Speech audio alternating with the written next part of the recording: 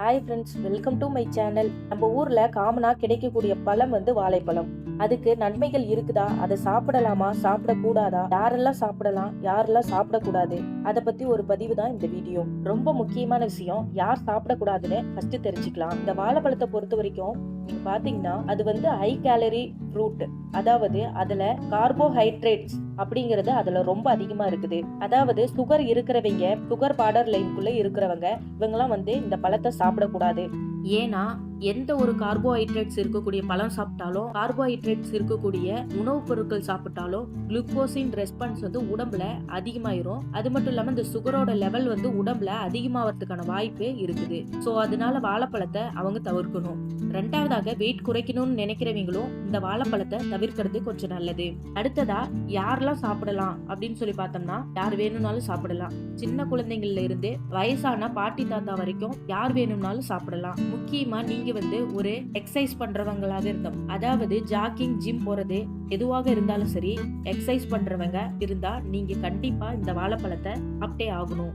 ஏன்னா அதுல பல நன்மைகள் இருக்குது. அதை பத்தி நான் உங்களுக்கு சொல்றேன். வாழைப்பழத்துல என்னெல்லாம் சத்து இருக்குது அப்படின்னு சொல்லிட்டு நம்ம முதல்ல தெரிஞ்சுக்கலாம். முதல்ல பார்த்தோம்னா, பொட்டாசியம் ரொம்ப அதிகமாக இருக்குது. விட்டமின்ஸ் எல்லாம் வாழைப்பழத்துல இருக்குதா அப்படின்னு சொல்லிட்டு சில பேர்லாம் கேட்டிருப்பாங்க. கண்டிப்பா 2 முக்கியமான விட்டமின் வாழைப்பழத்துல இருக்குது. ஒன்று விட்டமின் B6, இன்னொன்று விட்டமின் C. ரெண்டும் நம்ம உடம்புக்கு தேவையான நியூட்ரியன்ஸ். அடுத்ததாக கனிமங்கள்னு சொல்லக்கூடிய மினரல்ஸ் நிறைய இந்த வாழைப்பழத்துல இருக்குது.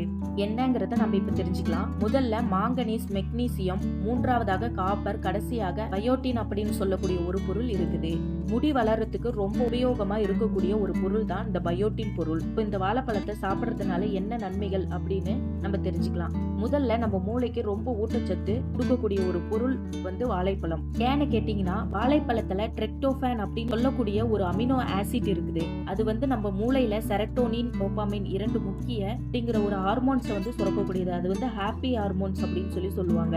நம்ம ஆக்டிவா இருக்கிறதுக்கும், நம்ம சந்தோஷமா இருக்கிறதுக்கும் இந்த ஹார்மோன் நம்மளுக்கு உதவுது.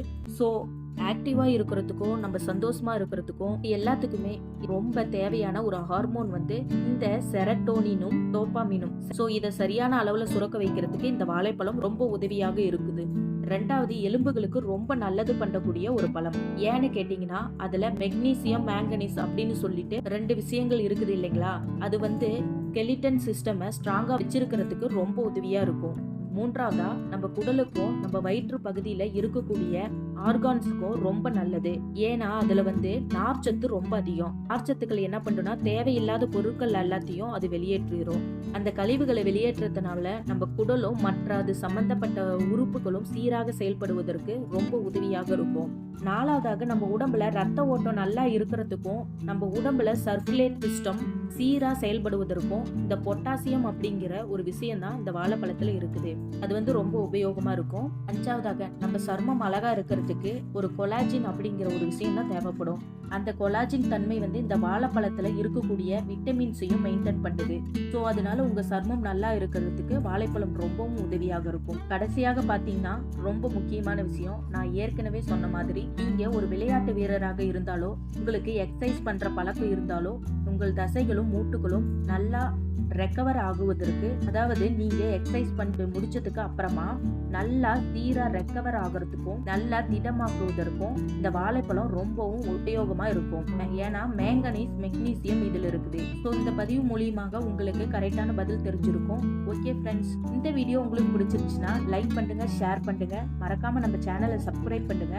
இன்னொரு முக்கியமான விஷயம், ஸ்கிரீன்ல தெரியுற இந்த வீடியோவை நீங்க பார்க்க மிஸ் பண்ணியிருந்தா கிளிக் பண்ணி போய் பாருங்க. நெக்ஸ்ட் ஒரு சூப்பரான வீடியோல பார்க்கலாம். தேங்க்யூ.